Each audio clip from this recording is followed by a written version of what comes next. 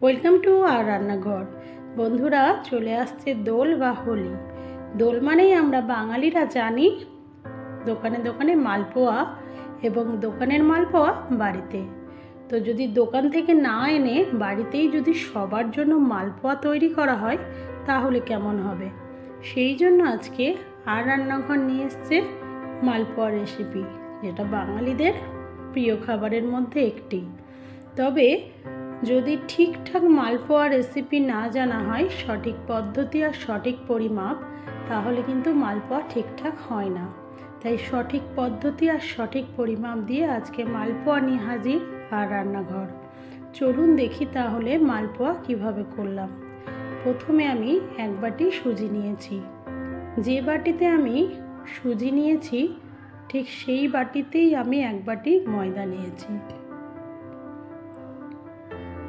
এবার এক চিমটে মতো লবণ দিলাম আর হাফ বাটির অল্প চিনি দিয়েছি। চিনিটা অল্পই দেবেন, কারণ আমি যেহেতু রসে ভেজাবো সেই জন্য খুব বেশি মিষ্টি হয়ে গেলে কিন্তু খেতে ভালো লাগবে না। সব কিছু মিক্সড করে এবার আমি দুধ ব্যবহার করব। এই দুধটা আমি প্রথমে গরম করে নিয়েছি, গরম করে আবার ঠান্ডা করে নিয়েছি। দুধ কতটা নেব?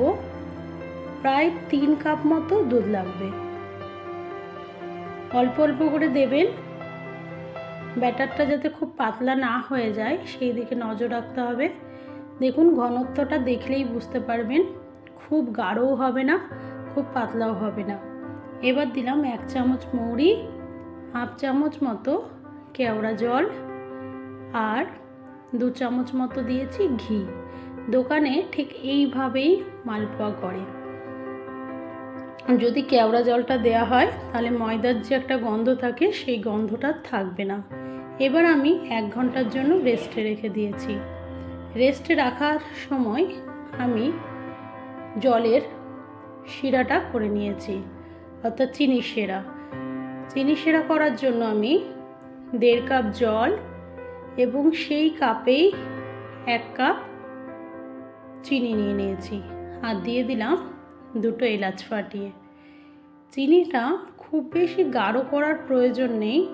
চিনি সিরাপটা একটু আঠা আঠা যখন ধরে যাবে তখনই নামিয়ে নিলেই হবে, কারণ খুব যদি গাঢ় হয়ে যায় তাহলে কিন্তু রস ভেতরে ঢুকবে না। এইরকমভাবে হাত দিয়ে যখন দেখবেন যে আঠা আঠা হয়ে গেছে তখনই মোটামুটি বুঝে নেবেন যে চিনি সিরাপটা হয়ে গেছে। এবার কড়াইয়ে আমি সাদা তেল নিয়ে নিয়েছি, আপনারা সর্ষের তেলেও ভাজতে পারেন। এবার এইরকম একটা বাটির মতো যে হাতা, যেটা ডাব্বু হাতা বলে, সেই হাতাতে করে দিয়ে দিলাম ব্যাটারটা। দেখুন আস্তে আস্তে এরকম ফুলে উঠবে শুধু মালপোয়াটা, দেখেছেন?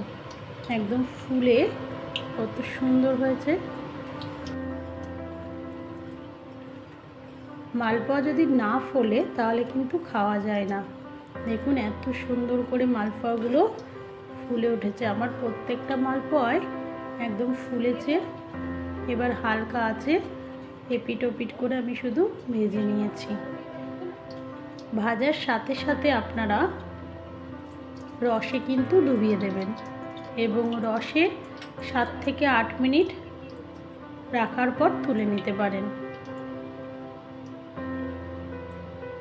দেখুন কীরকম ফোলা অবস্থায়, দেখতে কত ভালো লাগছে। এইভাবে এপিট ওপিট দুপিটি একটু লাল লাল করে ভেজে নেবেন, তাহলেই হবে।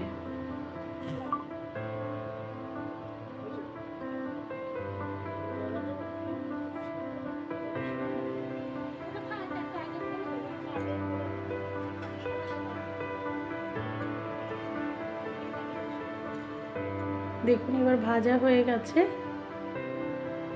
এবার যে রসটা তৈরি করেছি সেই রসে দিয়ে দিলাম। আগে একটা মালপোয়া করে আমি দেখে নিয়েছিলাম যে ঠিকঠাক হয়েছে কিনা, দেখুন। তাহলে এটা নিয়ে 2টো। এইভাবে প্রত্যেকটা মালপোয়া আমি রসে ভিজিয়ে, আমার যেহেতু রস খুব বেশি নেই তাই আমি রসেই ডুবিয়ে রেখে দেব। দেখুন এইভাবে প্রত্যেকটা মালপোয়া করে